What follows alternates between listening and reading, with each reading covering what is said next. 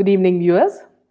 As we discuss many issues related to the murder of Sushant Singh Rajput, our channel also tries its best to inculcate a love for everything Indian, returning to our roots and discovering our religion, our culture, traditions, our language, and our customs.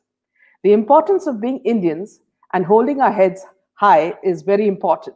That's why we encourage you and more youngsters to listen and spread the message to all when we invite experts in different fields.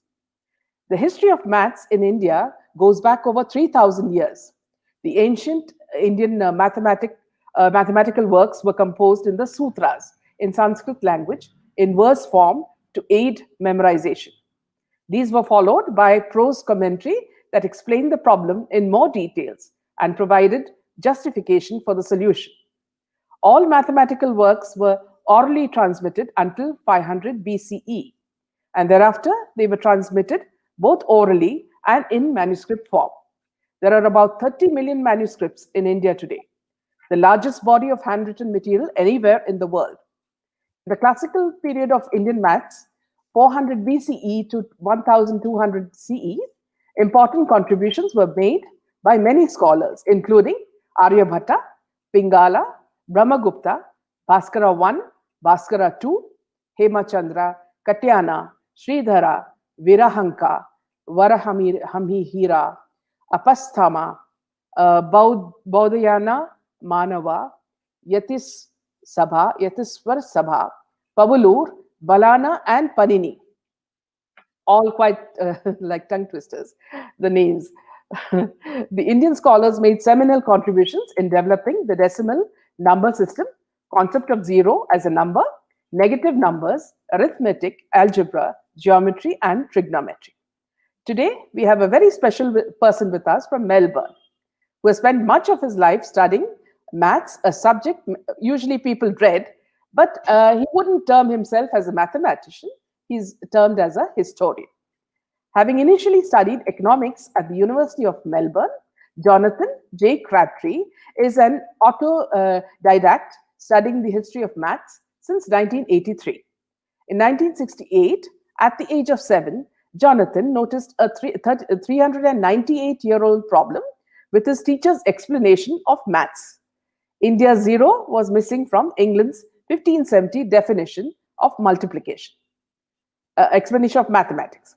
India's zero was missing from India's 1570 definition of multiplication. Having been perplexed by this and other maths education errors during his school years, and then at the age of 21, Jonathan found himself in a hospital facing bleak news.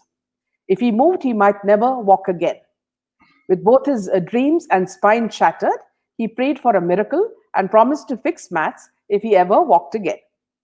Today, elementary maths historian and Podometric founder Jonathan J. Crabtree is a guest lecturer at schools, universities, and maths conferences.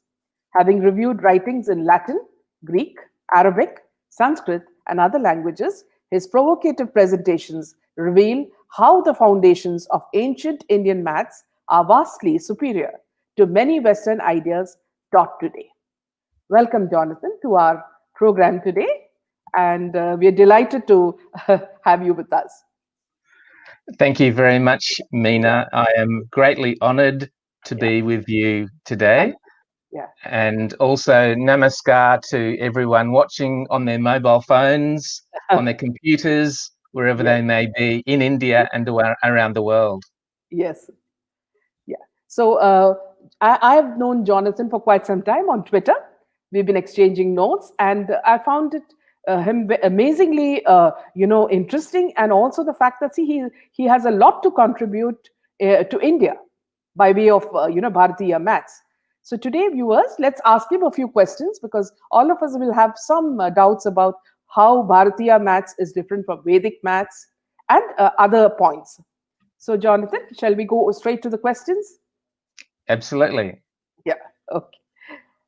Can you give us a little bit of background about how you got involved in Indian maths and what events led you to become such an expert?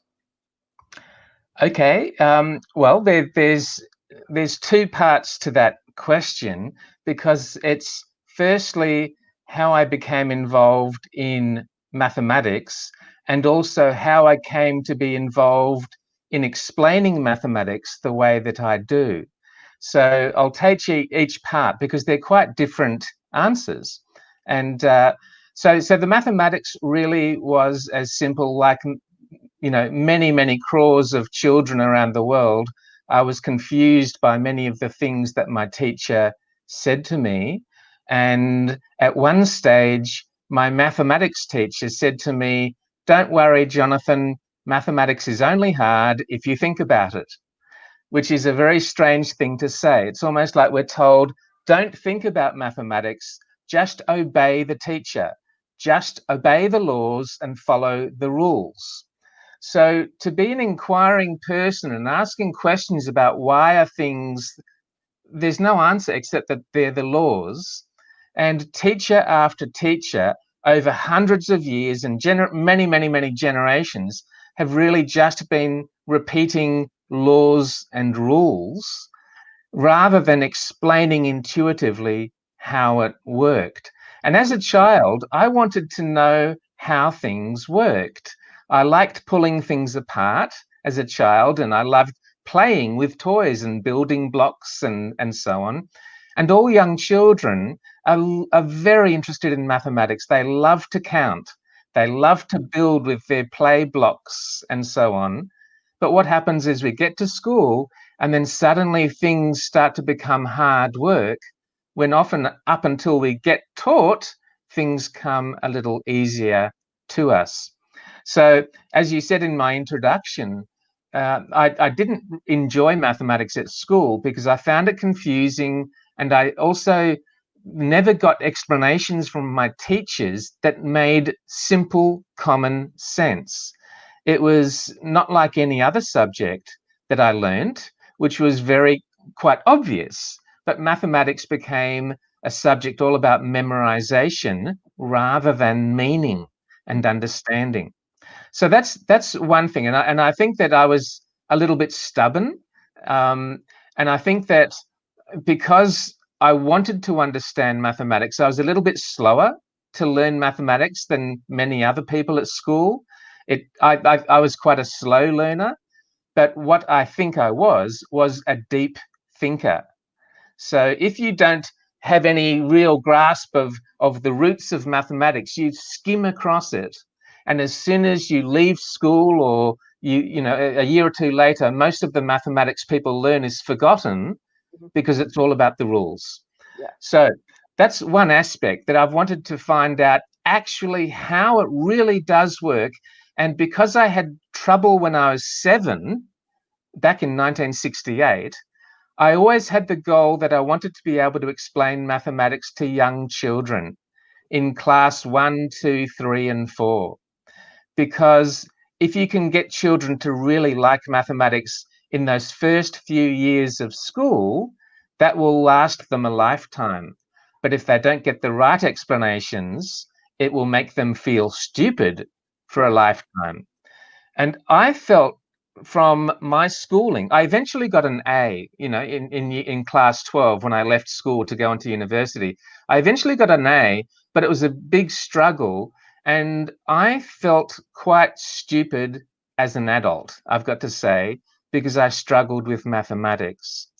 And many adults are very clever, very gifted people, but they secretly don't feel as clever as others because they struggled with mathematics. Yeah, absolutely. And what my research has revealed is that if you struggled with mathematics, you were intuitively rejecting it. It Yes. was nothing to do with your brain power. It was nothing to do with your ability to learn, because so many people have had remarkably successful lives, and which requires a lot of thinking and brain power, even if they struggled with maths. So strangely, the people who struggled with mathematics were the ones who were rejecting it, and they were correct. So the people who just memorized it and did what they were told, they were trained. They were not taught, they were trained to respond to laws by memory. So I've wanted to really get to the simplest elements of mathematics that young children can understand. Yeah. So that's one aspect from my own childhood. Now what I'm going to do, Meena, is share with you something that I've never shared with any other interviewer, and that's to talk about my mother. Yeah. Now, my mother is still alive. She's coming up to her 93rd birthday, and she was a children's picture story writer and illustrator. So I grew up with a mother who did remarkable kind of animated designs and cartoons and stories in which the imagination was the most important thing for her. Yeah. So I think that one of the things that I do in my explanation of Bharatiya mathematics is I explain it through the eyes of a child with cartoons and with games and with stories and with song, which is how the shlokas used to be remembered. They were verses, they were poetry.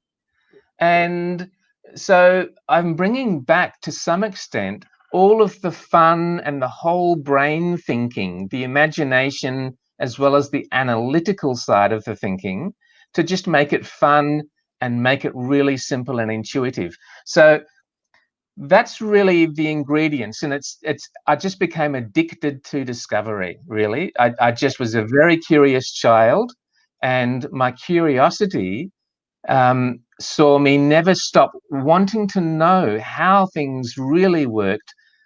And I just did more research, I think, than most other people ever would have dared to.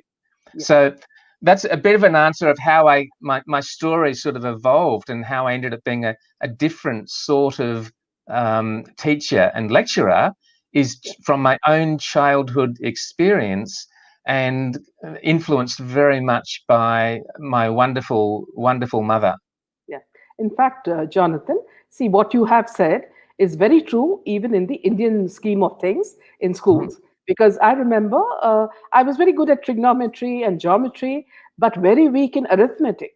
And I Yes. used to, and I was good, very good in other subjects, especially in English and other subjects. But I used to always feel sort of silly because I just couldn't understand maths. I mean, arithmetic, and I used to feel that I was inferior to other students. Till later in life, I realized that, just like you said, it was perhaps it was not taught in an interesting manner because basically, like you would say about your mother, I'm an artist, and I also like to explain things through diagrams and pictures because that makes a child more interested in learning, and remembers it even more.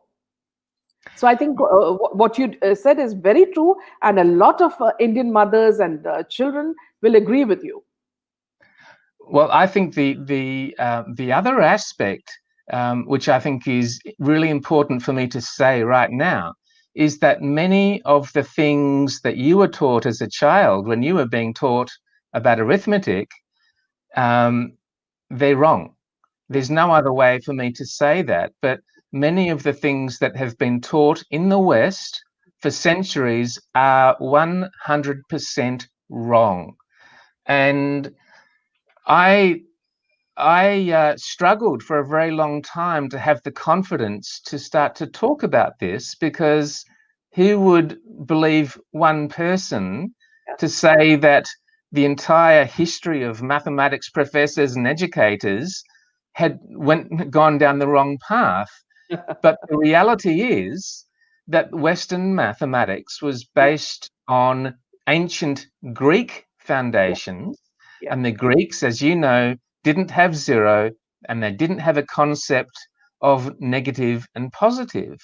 So the British, they took this system of mathematics based on Greek philosophy, and they then forced it upon all of their settlements and colonies, depriving local cultures of their own knowledge. And that's obviously, as you know, what happened in India twice, first with the Mughal Empire and then also with the British Raj. Yes. But it took me a long time also to get to where the gold was in my treasure hunt, because I started off in 1983, in March 1983, with this quest to fix mathematics. And I first started off looking at Vedic mathematics back then, and I read books by Shakuntala Devi and others. And I've bought many books on Vedic mathematics, but they still really didn't give me the intuitive explanations that I was after. It was great to learn high-speed mathematics, and it was great to give me the ability to do things faster, but I was still missing that intuitive, simple explanation that I was seeking as a child and never let go. So after that, as you said in your introduction, I started to explore mathematics in all sorts of different languages. And I'll just clarify, I don't speak, the 19 languages that I've done my research from. I've always had the great kind help of Sanskritists and professors of mathematics all around the world who have helped me with translations from all sorts of languages, including Hebrew and Chinese and Dutch and Spanish and so on. So I kind of, in a way, at one stage, just before I quit my job, after I studied economics at Melbourne University, I got a job in a management consultancy firm. And when I quit my job to teach mathematics with no qualifications, just with this firm conviction that things didn't really make sense. Now, it really took probably 32 years before I really started to look into the Sanskrit. So I'd gone through the Latin, ancient Greek, Arabic, French, German, Italian, Russian, Dutch, Czech, all these other languages, looking at the writings of mathematicians in the West. But really, when I started to go into the writings of Aryabhata and Brahmagupta and Bhaskara and others, it really excited me, because it was beautiful mathematics, because it was symmetry. Symmetry was there. There are many things that we are told that are just totally wrong. And if you'll let me, I'll just give you one example. And that is the case of negative numbers. Now, when you went to school, and the people who are watching this now, you were all told that negative numbers, by definition, are less than nothing. They're less than zero. And that's a very confusing concept. How can anything be less than nothing at all? As a child, we would say that having nothing is the least amount of anything you could ever have. And that childhood intuition is correct. So numbers simply count or measure quantity. Okay, that's all numbers really do. They just count or measure quantity. And the least quantity of matter or energy, if we wanted to go into the laws of physics, the least amount of matter or energy you can have in the universe is zero. So when we are taught mathematics, it's meant to help us understand physics and engineering and everything else. But when we're told as young children that negative numbers are less than nothing, it's absurd. It confuses everyone, because it is absolutely false. If we've got one positive positron and we've got one negative electron, we bring them together, they release energy and disappear to zero. And the universe arose from zero. And there's, people who are physicists who talk about the zero-sum universe and so on. And it seems that shunya is really the heart of physics, and mathematics is the language that explains our universe. And so the Sanskrit writings of the astronomers was spot on, because the astronomers in India were scientists. They were they were astronomers first and mathematicians second. And so mathematics is what they used to record their empirical observations, okay? And yet the mathematics that came to us via Britain over the last 500 years was really based on philosophy.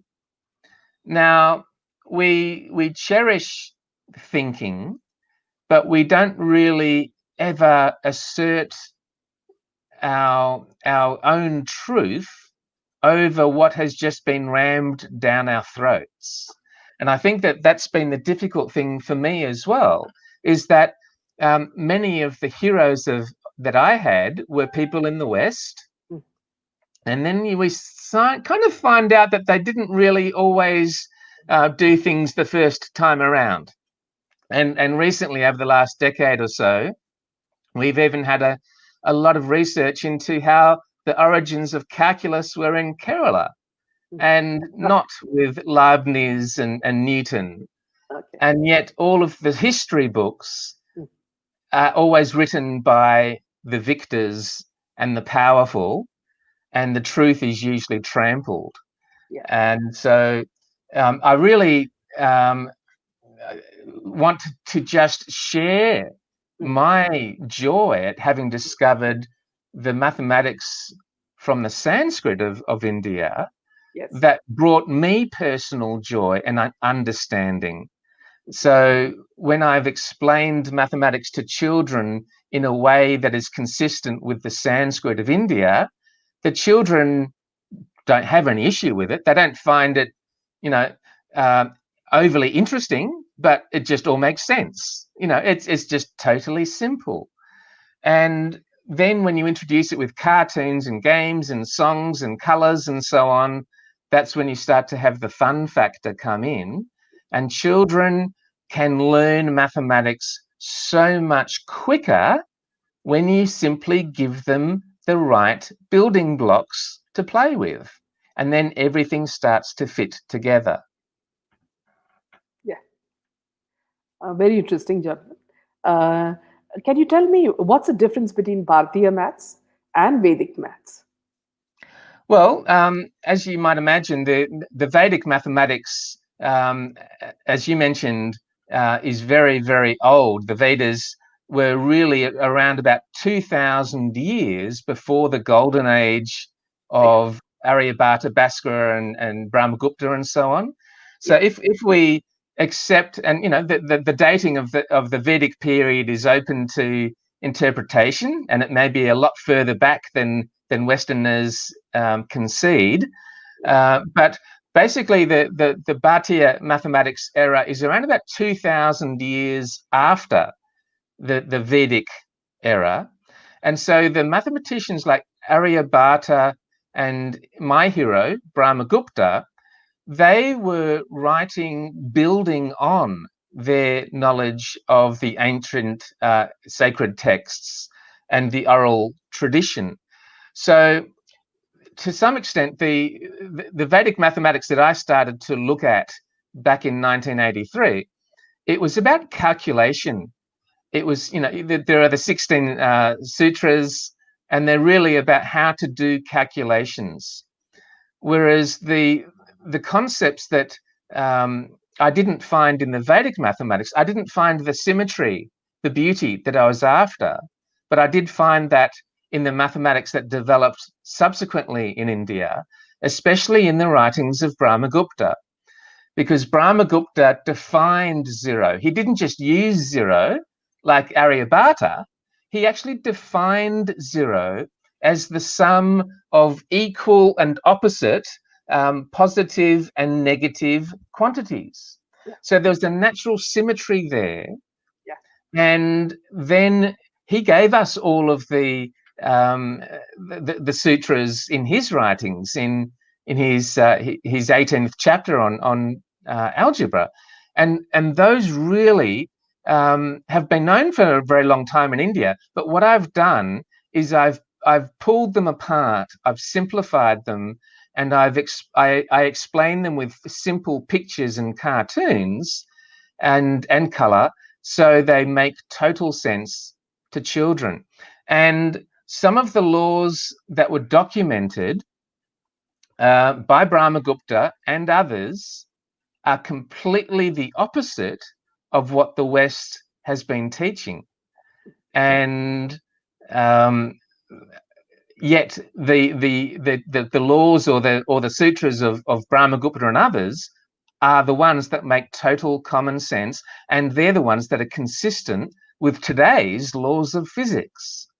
So if we wanted children to become really experts in artificial intelligence, in quantum computing, in all of the technology-based subjects to come, which rely very often on a good understanding of physics, then we've got to give them the mathematics that's consistent with the laws of physics. And strangely, that's the mathematics that was around 1,500 years ago that the West completely stuffed up.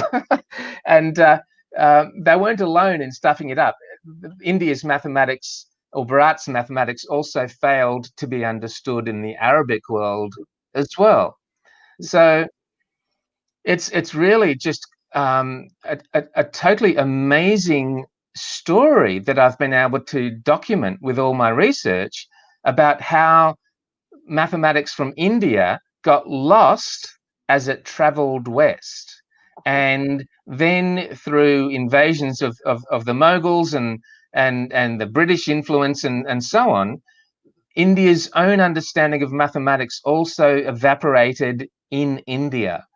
So even though I'm not a Sanskritist, I'm coming back and showing people the Sanskrit texts and explaining it, and they're suddenly realizing this is different, but this is really simple and powerful. So at the moment, everyone is awaiting the new mathematics curriculum from the Modi government. I'm hoping, my fingers are crossed, that they read the letters that I've been sending them, just saying, let's really revisit the mathematics curriculum up to at least class 5, to make it simple for India's children to really love their own culture, their own science, their own heritage. There's an interesting question from a lady, Sharmila. How would anyone be able to apply Bharatiya maths in daily life? Actually, in painting, we use a lot of maths or visual calculation of unconsciously, and it works. We use a lot of maths. She says subconsciously. I think that the way to think about mathematics, in a way, is to disregard what you've been taught at school about positives and negatives. And I always like to incorporate color, and I'm actually talking about a way of thinking now as opposed to the mathematics.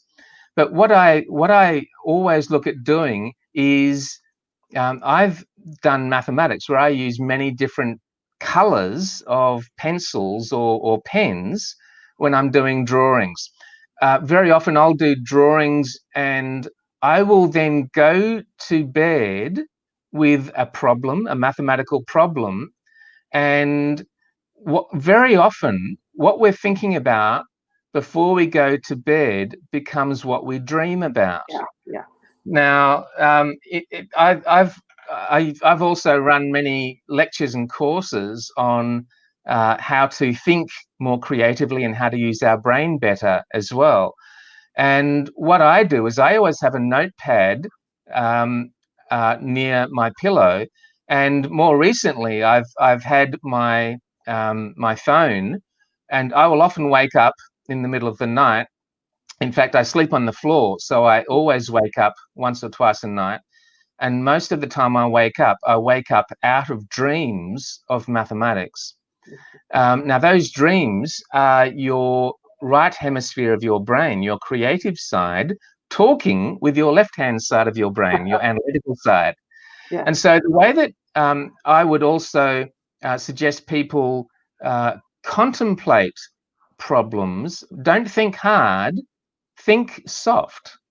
And this might be a little off topic, but one of the things that I get people to do whenever they have to think is I get them to do a visualization exercise where I get them to breathe in a white light through their nose and exhale a grey cloud, which can be negativity or ill health or whatever it is, and imagine that you're an empty vessel and that you're filling yourself up with a white light. Now, I then would snap my thumb and finger on my left hand and keep a finger and my thumb together to help me stay in a sort of a meditative state, which allows both sides of the brain better access to communicate with each other. Now, very often, people kind of know that they get great ideas if they're under the shower, for example. Many people have ideas in the shower, or they might have them on the toilet, or they might have them when they wake up in the morning.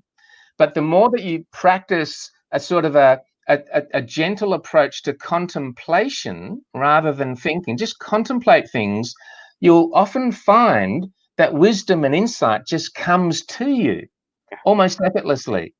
If you just wait and let the concepts, the ideas come to you, it's almost in a way like you're tuning in a radio station and you're allowing your receiver to just receive the signal from out in the universe, and those ideas and inspirations can come. So I often say to people that I don't really feel that, I mean, I've done a lot of creative mathematics, but I can tell you that they nearly always come out of my dreams. And one of the most interesting dreams that I had back in around about 2004 was I dreamt of a goddess called Tenretni and the creation of number. And I created a video of that dream because it was a very weird dream. And so somewhere on one of my YouTube channels, I've got this really ancient old video from about 2008 or 2009 in which I tried to reproduce the dream that had come to me.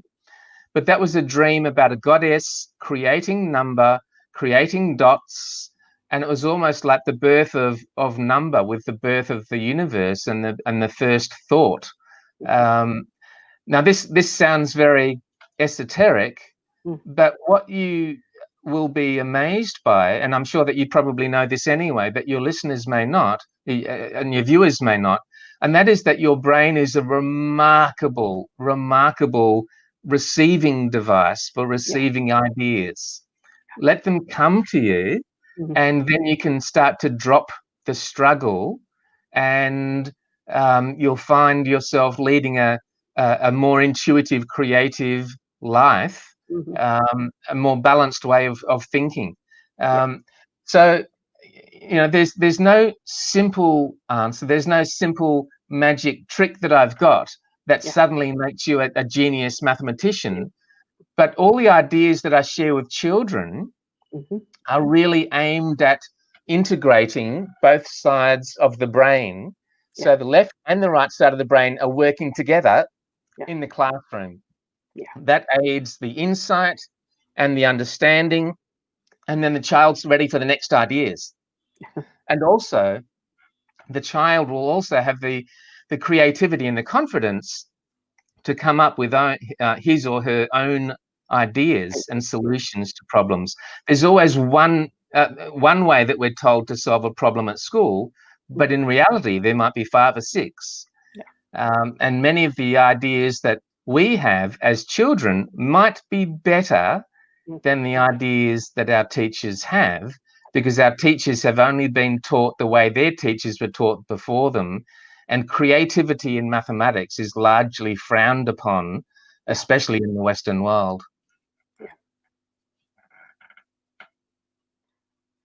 Ned asks you, have you ever approached Modi government regarding teaching of Bharatiya Maths in school?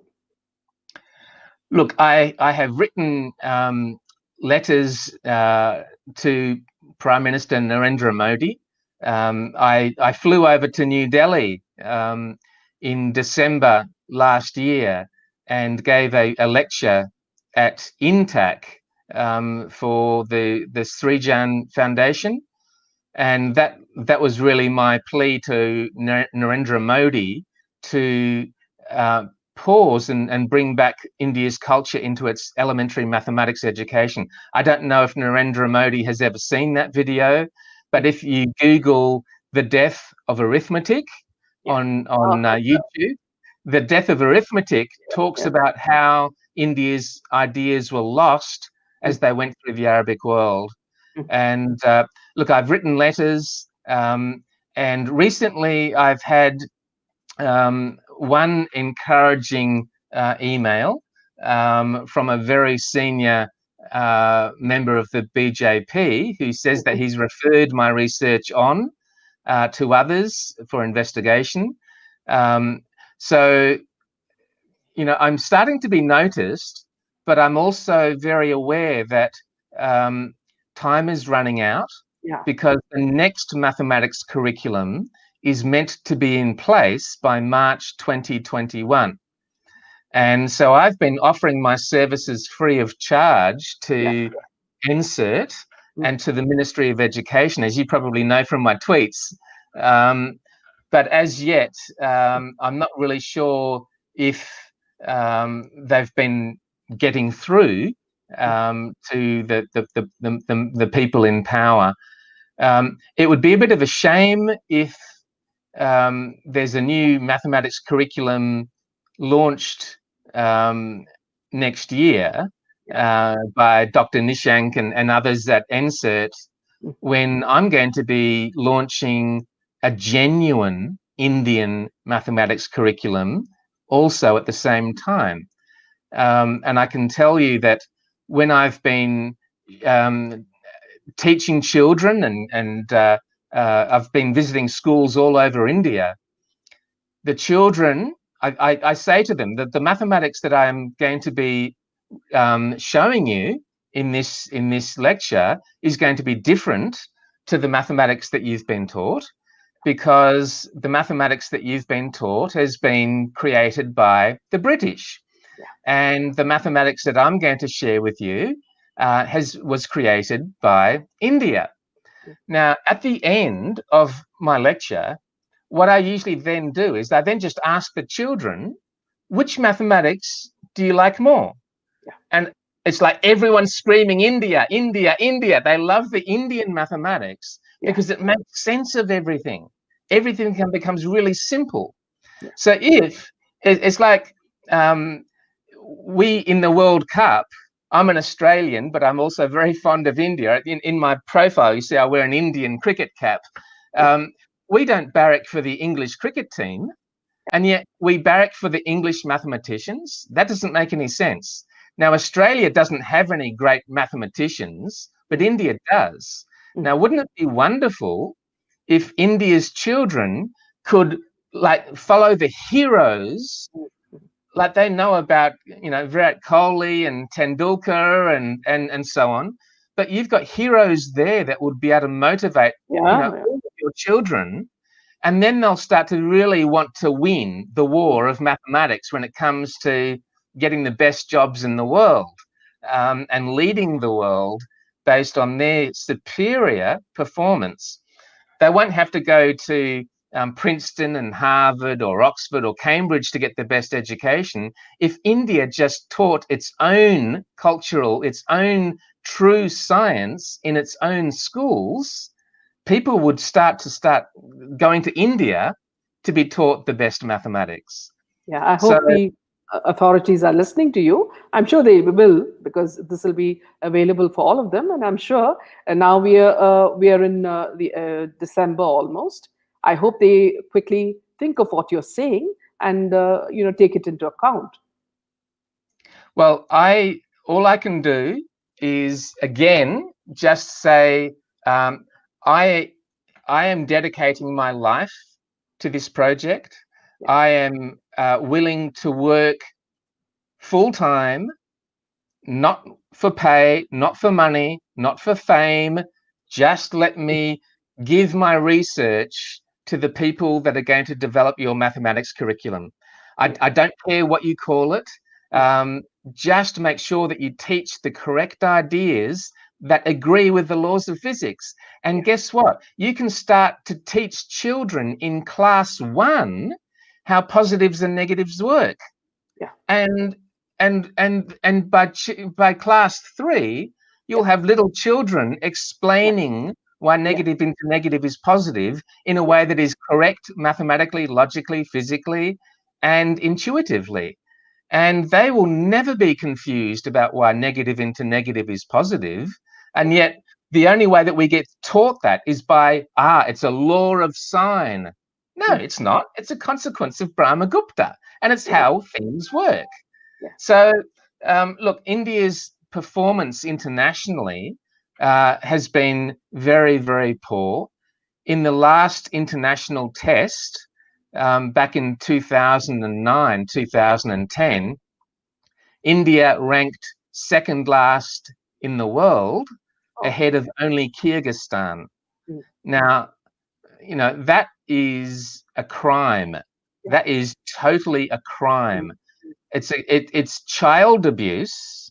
And Narendra Modi, if you do watch this, and if you do nothing about the mathematical child abuse that's going on in Indian schools right now, where they're learning broken British mathematics rather than the genius of Aryabhata and Brahmagupta and Bhaskara, well, shame on you, Mr. Modi, because you promised to bring back a revival of Indic education. And whether it's through me or someone else, you must make sure that the mathematics taught to children, especially up to class 5 and 6, has the correct foundations. And they're Bharat's foundation. Not Greek, not Arabic, not British, not European. It's from ancient Bharat that you've got to start reteaching mathematics. And also next year is going to be the year after COVID. More than ever, children are going to be struggling at school. They need to get the absolute best help for them to understand mathematics. And mathematics, as you know, Meena, is so important for science, for technology, for engineering, and in the rest of the world, also for medicine, but also for many creative things as well. Mathematics is incredibly important. And so, look, let's not blow it. We've got the opportunity to revolutionize education because coronavirus has forced humongous change, huge change around the world. And look, I could go to America and New York, and I could do all sorts of fancy things over there. And I recently gave a lecture to teachers in New York State. But look, this is India's mathematics. It's not America's, it's not China's, it's India's mathematics. And I found it, I've improved upon it, but it's actually your own culture. And so it would be wrong for me to take it away and make money in the West. But I'm doing everything I can just to give this precious gift to India. And you can sense my frustration coming through. But look, I've been researching this for 37 years, and I will be creating a series of mathematics books for India's children. And there could be a mad, crazy situation where in 1 year's time or 2 years' time, there's a whole new range of maths books in India's schools, and yet all the parents are downloading the Bharatiya mathematics books free, off the internet, and learning the maths the correct way. And I can tell you that when children are faced with a choice of what they want to learn, the old way of learning mathematics based on ancient Greek ideas, which were 1,000 years out of date by the time Brahmagupta wrote his shlokas.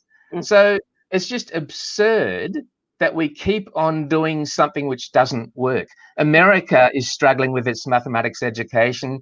Britain is struggling with its mathematics education. And guess what? They're starting to look to countries like China to help them out. And, we really need to strike now and reassert India as the world's Vishwaguru again. And if Which is Narendra Modi doesn't which is do it, who will? which is what Narendra Modi is trying to do. So it's important that they listen to you. Yeah.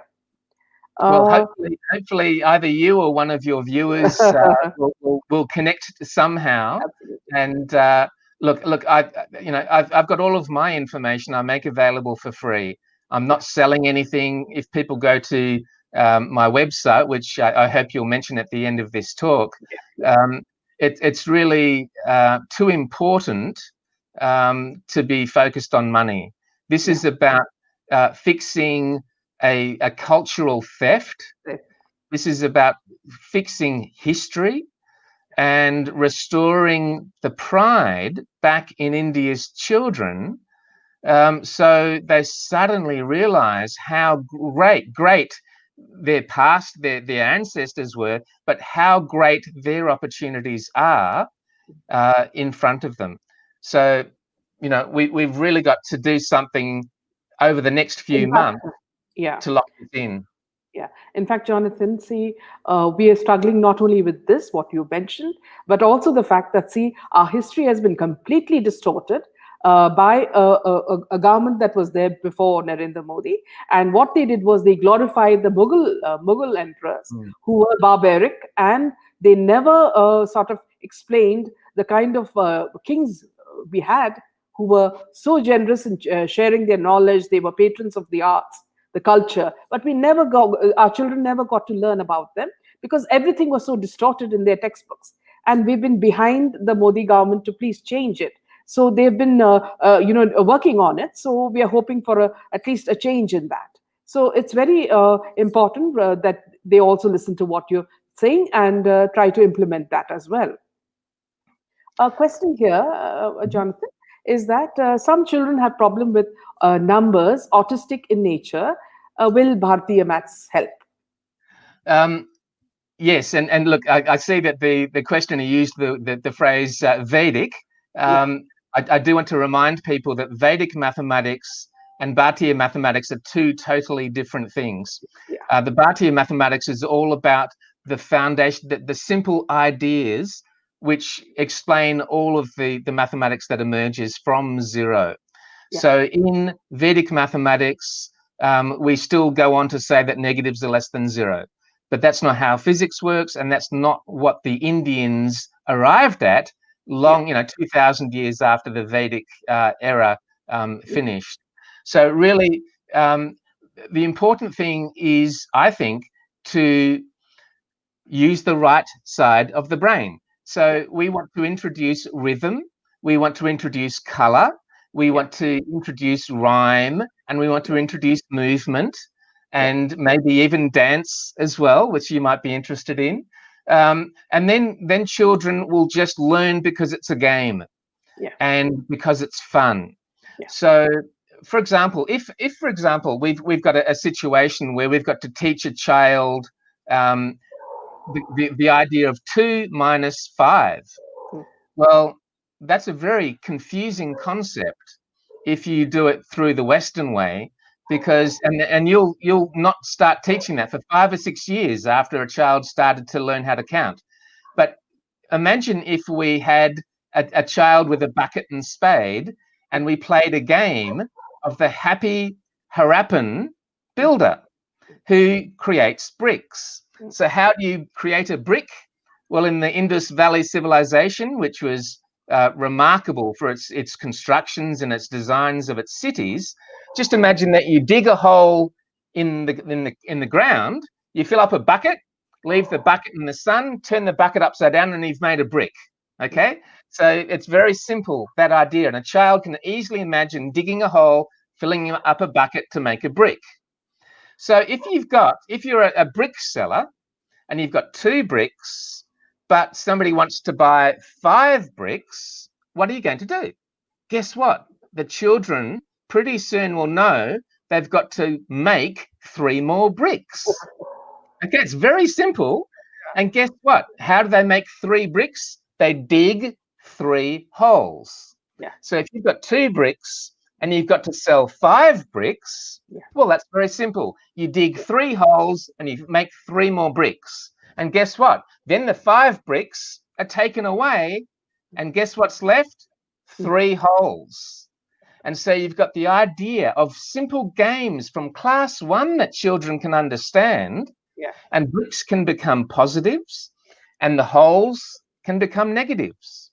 And so 2 minus 5 that'll in their head leave them 3 holes. It's and easier. that's consistent with concepts of physics. So that's straight away so much fun. You can have, like, kids will want to start to do that with buckets and spades and digging and having all that fun. You'll have to say, okay, enough of the mathematics. It's time to do some other subject. Jonathan, the next question. If you had one secret to give about Bharatiya Maths, what would it be? I think that the secret is really about simple common sense. That's something that hasn't really figured in how we explain how things work. And it kind of went off the rails because we had to follow the Greeks, because the Greeks had the concept of proof. But the Indians, they came up with their mathematics based on what they saw. So Indian ideas of mathematics were empirical. They were based on observation. So the West goes into so much philosophy about whether numbers are transcendental. Well, who cares if a number is transcendental or not? Let me tell you that the ancient Greeks said it was impossible to square a circle. It couldn't be done. They tried, and the Greeks were great at philosophy. And the West eventually proved it's impossible to square a circle with a compass and a straight edge. But guess what? If you used rope, like the ancient Indians used to use, it's very simple to square a circle. And the West never uses rope in their lessons about geometry. And yet India did. And guess what? With a compass and a straight edge and your little geometry kit that you've got in school, you can't draw an ellipse. But guess what? With a loop of rope, you can draw an ellipse as well. And so when we actually think about it, even the Shilpa Sutras from like 800 BCE, they had the correct concepts about how to solve mathematical problems. They had the right tools. But the Greeks said, let's not use a compass. Let's not use rope. You have to use a compass. And so we got sidetracked for over 2,000 years, like 2,500 years, just because some dumb rule that the Greeks came up with about how to square a circle. And so much was lost because India started to agree with what everybody else was saying. For some reason, India doesn't have aggressive confidence. You're too pacifistic. Like maybe if you invaded a few countries, you'd get a little bit more aggressive and trained in intellectual knowledge. But look, the Indians, their use of zero, for example, was not for designing cannons or military. It was about flower arrangements. So there was a beauty and a peacefulness and a tranquility of Indian mathematics that meant that invaders could just come along and rape your culture. And the British really, they destroyed cultures the world over, not just in India. And in Australia, where I am, our Indigenous people, the First Nation people, they had concepts of mathematics, believe it or not. And our Indigenous Aborigines, they navigated Australia, a huge, huge continent, by the start as well. And there are some ideas that the Australian Indigenous First Nation people did, which were remarkable. And yet that all gets ignored and lost. So I'm not an advocate for everyone learning Australia's mathematics, but I am actually saying that really the world, if India doesn't take up Bharatiya mathematics, guess what? The world will, because it's a better mousetrap. And the saying is, if you build a better mousetrap, the world will beat a path to your door. I'm giving all this information to India. It's in the public domain. So it makes sense for India to grab it and run with it and claim it and teach it. And then the children will benefit from it. Yeah. Jonathan, another thing is that in India, abacus is very popular. And I hear a lot of young children saying that, see, it makes maths much more easier. What are your thoughts about that? Look, the abacus is great for calculation again. And you can train yourself to do remarkable things with an abacus in the mind, where you don't even have a physical abacus. And that might be what you're referring to when there are abacus champions, where they're doing calculation in their mind with a mental abacus, not a real one. Look, I think that whatever gives a child confidence is to be pursued if the child wants to pursue it. I'm not a great fan of parents forcing things upon their children, but also I'd also say that it's possibly worth exploring the ideas of different colours with an abacus, where you might have black beads for negative and red beads for positive, and guess what? Then they can start to cancel each other out. So look, anything that gives a child confidence is worth doing, and children love to perform. My middle son, I've got 3 boys. My middle son, I used to teach him how to do magic tricks with mathematics. And when he was in class 5, he would do mathematics tricks for the teachers.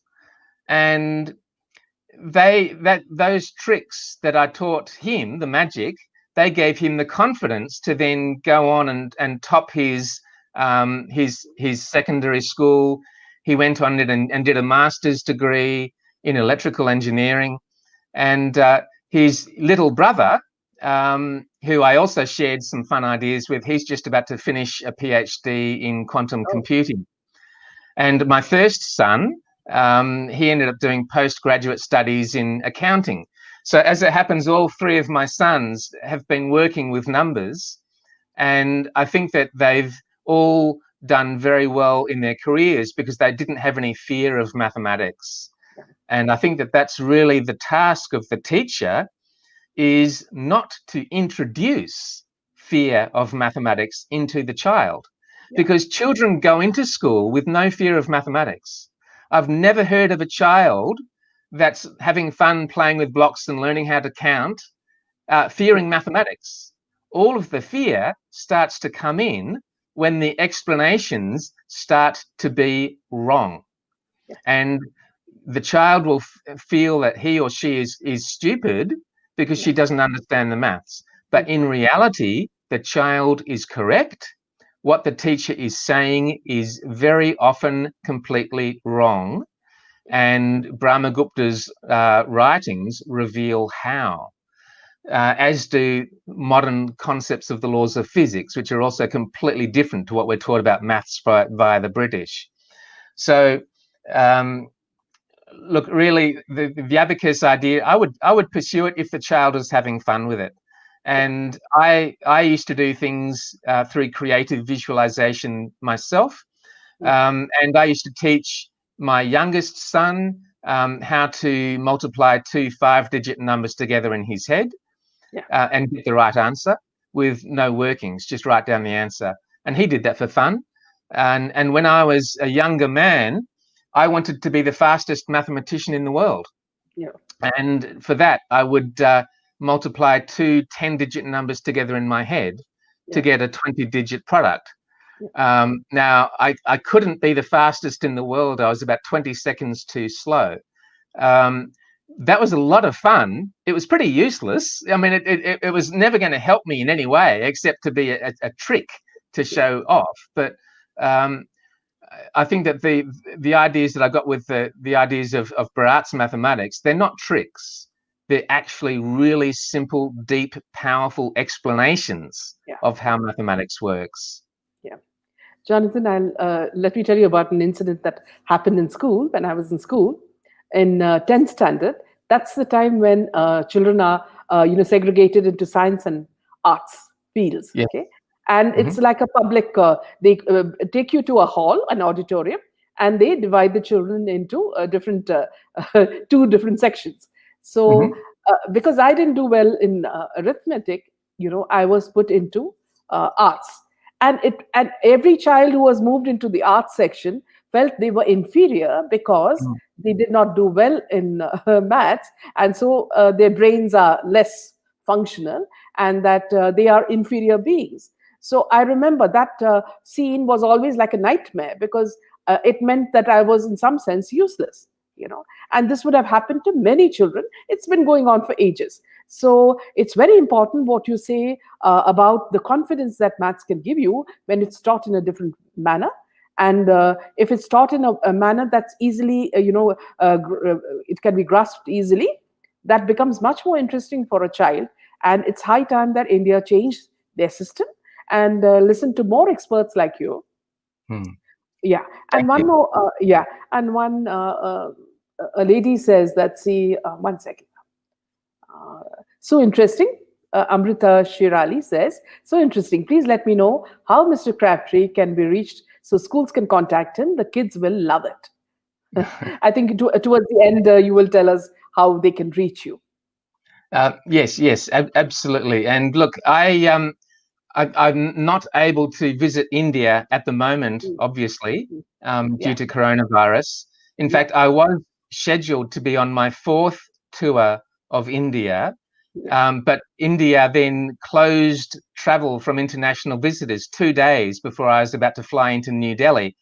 And so I nearly got trapped in New Delhi with no hope of getting back to Australia. But look, as soon as the coronavirus situation is resolved and India has its vaccines developed and so on, one of my goals is to spend a lot of time in India, perhaps not teaching individual schools anymore, but what I want to do is I want to go to venues where I can teach hundreds of teachers short courses, maybe over 1 or 2 weeks, that allows them to go back to their own school to teach Bharatiya mathematics, which I call podometic. So you were talking about your struggles with arithmetic.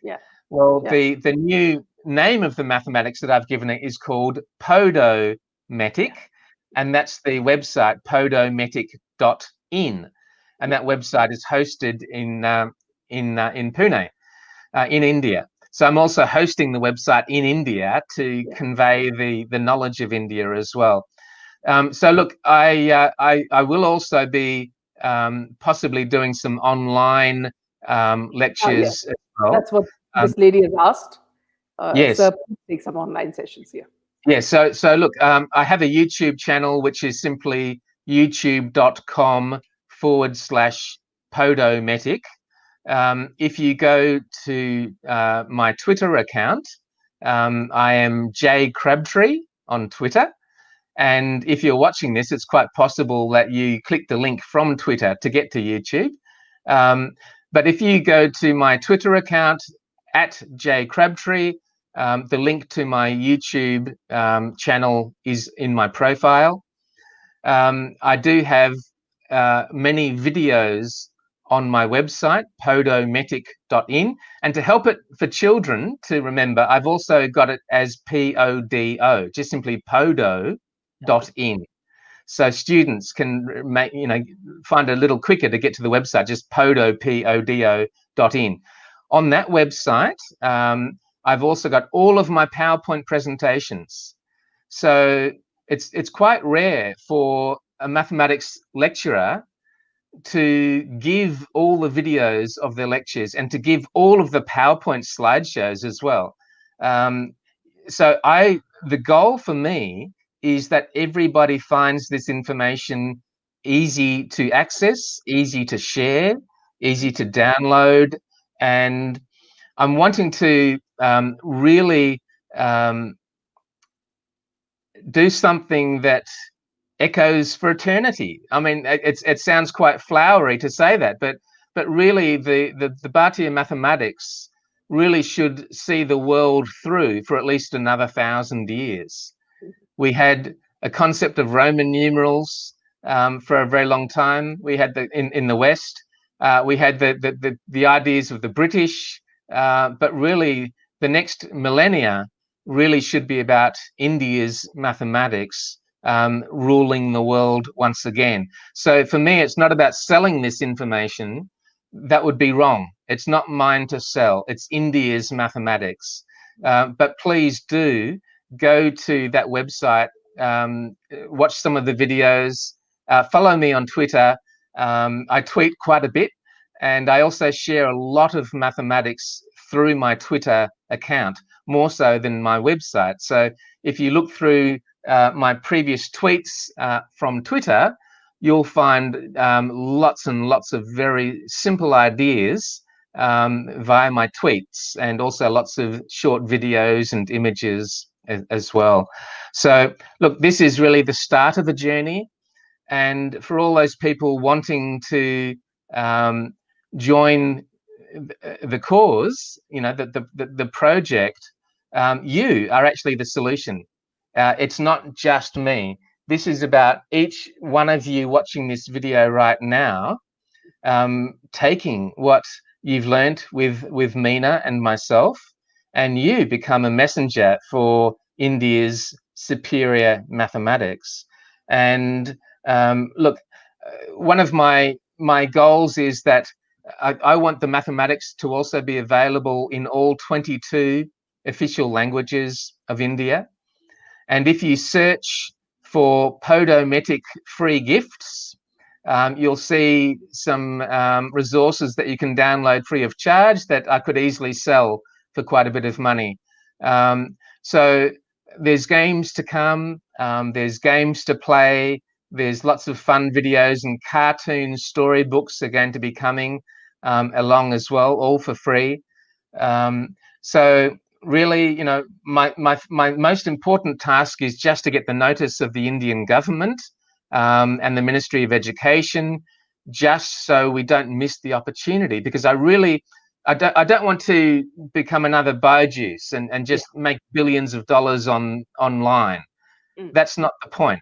The point is to get this mathematics into every school in India. And the only way that can happen, and the only way that should happen, is through the BJP supporting the first word of the name of its political party, the B. You know, it's about your mathematics, Mr. Modi. So this is, you know, your chance, Mr. Modi, and everyone else watching this, to leave a lasting legacy. You know, I've had health scares this year, as many people have, and I won't be around forever. But I certainly hope that the mathematics of Aryabhata and Brahmagupta and Bhaskara 1 and 2 and others really gets the attention and the recognition that those rishis and gurus deserve.